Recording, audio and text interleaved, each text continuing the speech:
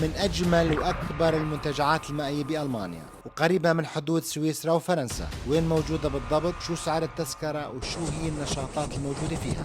بداية اسم المكان بادا باراديس شفارسفالد، وهي ثاني أجمل حديقة مائية بولاية بادن فيرتمبرغ بألمانيا، وتبعد عن مدينة فرايبورغ حوالي نصف ساعة. هذا هو العنوان. فيك تشتري التذكرة من عندهم أو فيك تشتريها أونلاين. طبعا أونلاين بيكون أرخص، بيكون سعرها تقريبا 17 يورو حسب الأيام، للأطفال حتى 3 سنوات مجانا.